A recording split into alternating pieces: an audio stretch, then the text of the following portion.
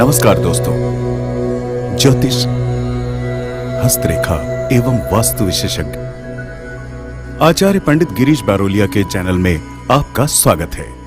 कृपया हमें अपना स्नेह व सहयोग प्रदान करें। हमारे चैनल को सब्सक्राइब करें और बेल आइकॉन को प्रेस करें। साथ ही अपने आत्मीयजनों के साथ इसे अधिक से अधिक शेयर करें।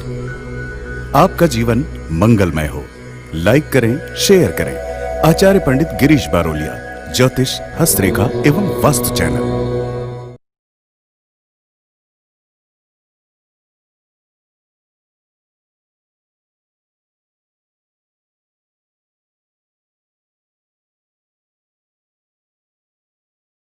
राधे राधे, जय श्री कृष्णा। नमस्कार, मैं आचार्य पंडित गिरीश बारोलिया। गायत्री महामंत्र।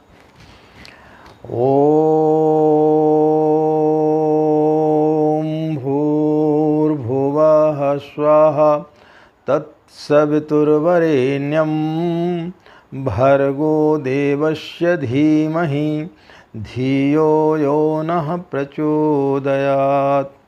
अज्ञानतिमिरान्धस्य ज्ञानाञ्जनशलाकया चक्षुरुन्मीलितं येन तस्मै श्रीगुरवे नमः। मित्रों,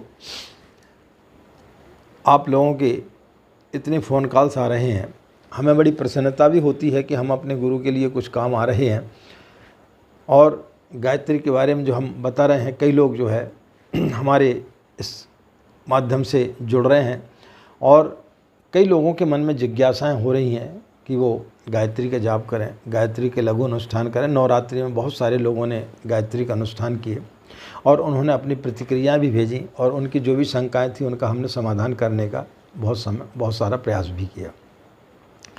मित्रों, अनुष्ठान क्या होता है इसके बारे में हम आपको थोड़ी सी जानकारी दे दें। अनुष्ठान 3 प्रकार के होते हैं। गायत्री के जो अनुष्ठान है वो 3 प्रकार के होते हैं। एक होता है लघु अनुष्ठान, जो कि होता है 24,000 का, जिसे 9 दिन में पूर्ण किया जाता है। उसमें नित्य आपको जो है 27 माला का जाप करना पड़ता है। इसके पश्चात होता है एक अनुष्ठान, वो होता है 1.25 लाख का। 1.25 लाख के अनुष्ठान में आपको 40 दिन लगते हैं। प्रतिदिन आपको 33 माला का आपको जाप करना पड़ता है। फिर इसके पश्चात होता है पुरुष चरण। पुरुष चरण में जो है 1 साल लगता है, 1 वर्ष का उसमें समय लगता है। उसमें आपको प्रतिदिन जो है 66 माला का जाप करना पड़ता है। तो साधारण जो व्यक्ति है, जो घर गृहस्थी से जुड़ा हुआ है, उसके लिए 2 नवरात्रि में छोटे से लघु अनुष्ठान कर लेना चाहिए।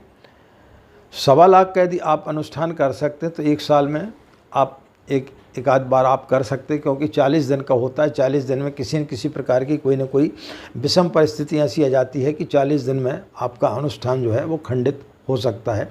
इसलिए 9 दिन का अनुष्ठान आपको जो है नवरात्रि में लघु अनुष्ठान आपको कर लेना चाहिए। अनुष्ठान होता क्या है? आप यदि ये सोचते हैं कि हम गायत्री को उपासना करेंगे और हमें गायत्री माता तुरंत जो है दर्शन देगी, तो ऐसा नहीं होता है। अनुष्ठान का मतलब होता है आपके जो संचित कुसंस्कार हैं उनको वो नष्ट करता है, या फिर जो आप इस जन्म में जो बीज रूप में आपके पाप हैं, जो बीज रूप में आपके जो संचित कुसंस्कार हैं, उनको नष्ट करता है। तो यदि आपने गायत्री मंत्र प्रारंभ किया और यदि बीज रूप में कोई आपके कुसंस्कार हैं तो वो नष्ट हो जाते हैं। और यदि आप देरी करते हैं और वो वृक्ष रूप में परिणत हो जाते हैं तो फिर उनको नष्ट करने में बहुत सारा समय लगता है। तो अनुष्ठान जो होते हैं वो आपके संचित या वर्तमान में किए हुए जो कुसंस्कार हैं उनको नष्ट करने की क्रिया है। जब आपके कुसंस्कार नष्ट हो जाते हैं तब फिर गायत्री आपको फलित होती है। इसको इस प्रकार से समझें कि आपको कोई कपड़ा पहनना है, आपको कोई वस्त्र धारण करना है। जैसे हमें अब ये कुर्ता पहनना है, अब यदि ये गंदा हो गया है तो हम इसे नहीं पहन सकते।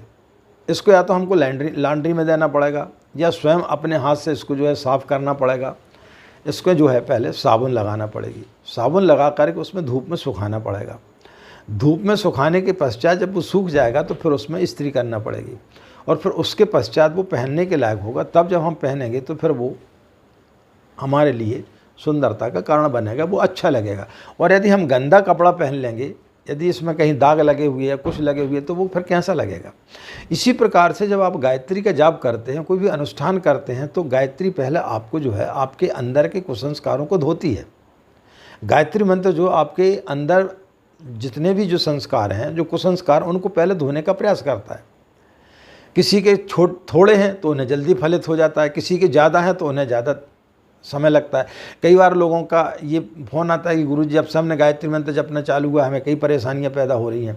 तो वो परेशानियां क्यों पैदा होती हैं? क्योंकि आपके जो है संचित कुसंस्कारों को जल्दी नष्ट करती है वो, नहीं तो वो धीरे धीरे चले आ रहे थे, तो उनको वो जल्दी से नष्ट करती है। आप यदि किसी कपड़ों को धोगे तो उसको पहले तकलीफ होगी, साबुन लगेगी, फिर आप उसको पीटेंगे, फिर उसके बाद धूप में सुखाएंगे तो उसको थोड़ी तकलीफ होगी, लेकिन उसके पश्चात उसका स्वरूप जो उभर करके आता है फिर वो सुंदर होता है। तो इसी प्रकार से जब आप गायत्री की साधना करते हैं या कोई भी अनुष्ठान करते हैं तो पहले आपको माँ गायत्री धोती है, आपको जो है अच्छा बनाती है, और जब आप उस योग्य बन जाते तब फिर वो अपनी गोदी में बिठा करके आपको जो है अपना स्तनपान कराती है। फिर जो कुछ भी आपको चाहिए होता है वो फिर आपको देती। गायत्री साक्षात कामधेनु है, कल्प वृक्ष है। इसके सामने जो भी व्यक्ति बैठता है, जो भी चीज़ मांगता है वो उसको मिलती है, लेकिन कब मिलती है? जब वो उसके योग्य बन जाता है, जब वो सुपात्र बन जाता है।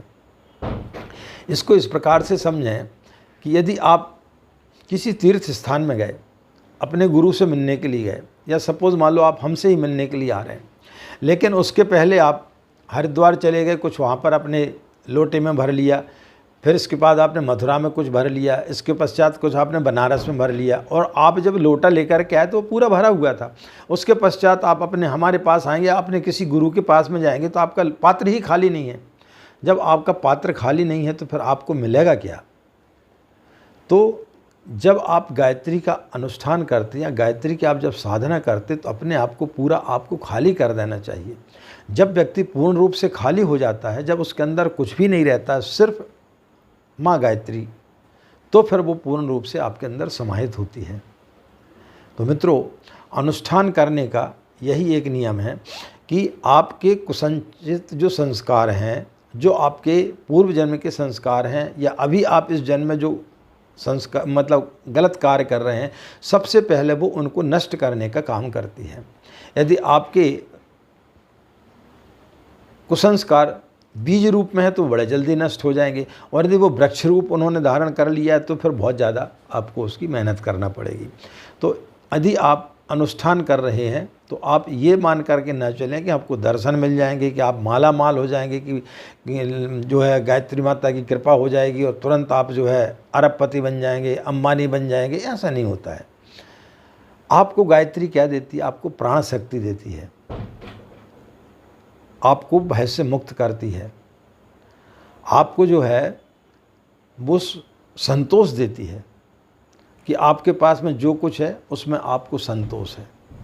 एक व्यक्ति ऐसा है, कमाता है, बहुत कमाता है, गलत तरीके से कमाता है, लेकिन गायत्री आपको ये देती है कि इस तरीके से आपको पैसा नहीं कमाना चाहिए, आपको छल कपट नहीं करना चाहिए, आपको झूठ नहीं बोलना चाहिए, आपको सदाचार से रहना चाहिए, आपको मांस मदिरा का सेवन नहीं करना चाहिए, आपको पर स्त्री के लिए गलत निगाह से नहीं देखना चाहिए। ये सारी चीज़ें गायत्री माता देती है। जब आप गायत्री मंत्र का जाप करते हैं तो वो आपके अंदर इस प्रकार के बदलाव लाती है, और जब इस प्रकार के बदलाव लाती है तो फिर व्यक्ति धीरे धीरे मानव से महामानव बनता है। तो मित्रों, आप ये सोच कर के यदि गायत्री की आराधना करते हैं कि आपको जो है बगैर पढ़े परीक्षा में पास करा देंगे, कि बगैर इंटरव्यू के लिए आपके लिए बहुत अच्छी नौकरी दिला देंगे, कि आपके लिए पूरा माला माल कर देंगे, आपकी तिजोरी रातों रात भर जाएगी, तो ऐसा कोई भी देवी देवता नहीं करता, ना कोई मंत्र करता। आपके अंदर की बुराइयों को नष्ट करता है, आपके अंदर के कसाय कलमों को नष्ट करता है, ये करता है गायत्री मंत्र।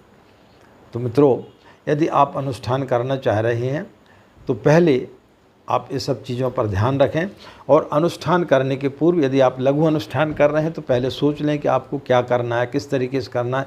और 40 दिन का 1.25 लाख का कर रहे हैं तो उस समय आप पूरा अपने आसपास का वातावरण देख लें, किसी की शादी तो नहीं होने वाली है, कहीं आपके लिए ट्रांसफ़र तो आपका नहीं होने वाला है, कहीं आपको नौकरी के लिए कहीं बाहर तो नहीं जाना पड़ रहा है, यदि आप टूरिंग जॉब में तो आपको कहीं उस समय टूर पे तो नहीं जाना। ये सारी चीज़ें आपको पहले जो है आपको सोच लेना चाहिए, उसके पश्चात फिर आपको संकल्प लेकर के ये करना चाहिए।